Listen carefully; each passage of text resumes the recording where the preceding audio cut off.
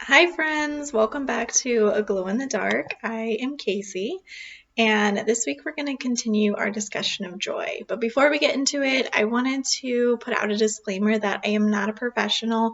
Everything I discuss is my own opinion and my own experiences. If you are struggling with a mental health crisis, please speak to your doctor or seek out a therapist. All right, so today we're going to be talking about why choose joy. Last week we discussed the meaning of joy and identified really the difference between joy and happiness. And we decided that joy is a choice, right? We found that joy is a choice. I know that I said that I didn't think that my life is particularly joyful. And that's because, I recently just started thinking more about joy. And because joy is a choice, it's a choice that I had to consciously make. So that's really what I'm going to be speaking about, why I chose joy for my life.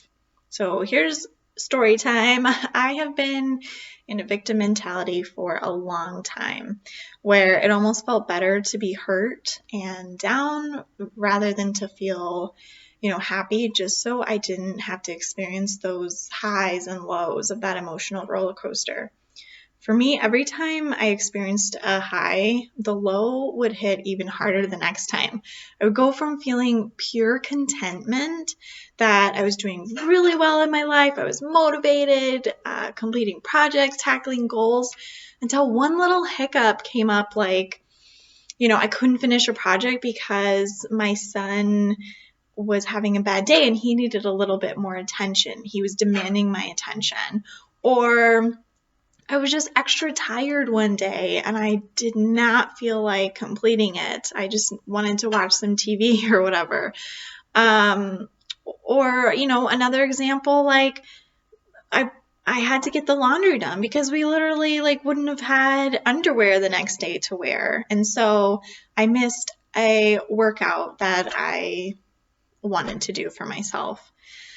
So these, what I saw as failures, led to utter self-hate, honestly. Each time I didn't complete what I wanted to, when I wanted to, I had this overwhelming experience of disappointment. It really solidified my experience to myself that I was worthless and I couldn't follow through with anything. And this is literally how I was speaking to myself, that everything I tried was worthless and I wasn't a good mom because I couldn't do projects like I saw other moms do, and I was better just to stop trying. So I have been in therapy for some time now, and I've been working on this self-talk of disappointment and telling myself that, I'm a failure. Oddly enough, after my recent miscarriage, I spoke about that last week, I feel like something shifted inside me. It's a little hard to explain, but I feel like I was given more time to complete the things that I needed to before our next baby comes. That's not to say that I wasn't ready before, but I felt like in order for this loss to, mean something, that I needed to use the time how I knew I wanted to. So I do have some very specific goals to complete before our next baby comes, and ultimately I have chosen to look at the positives of this loss. So in other words, I have chosen joy of, what I do have, and I feel like that joy has propelled me to continue working on this channel and, other projects that I've been putting off because of that victim mentality. Yes, I'm afraid still, but one thing I can tell you is that every morning that I choose joy, it becomes a little easier. Feeling unhappy because of something that happens that is out of our control is expected. And it's our body and mind processing those emotions. But, once processed, we can either choose to allow those feelings to fester into sorrow or discontentment, or we can choose joy. I have decided to choose joy for myself because, quite simply, I finally feel like I'm worth it and I deserve to feel the joy in my heart. Again, this did not happen overnight, and I have been in therapy working on this, working each week, developing self-love again. I'll tell you, having anxiety and fighting off panic attacks every day it created self-hate. I was hating my body, feeling like it's failing me. It was doing this to me. It was creating panic attacks that I couldn't control.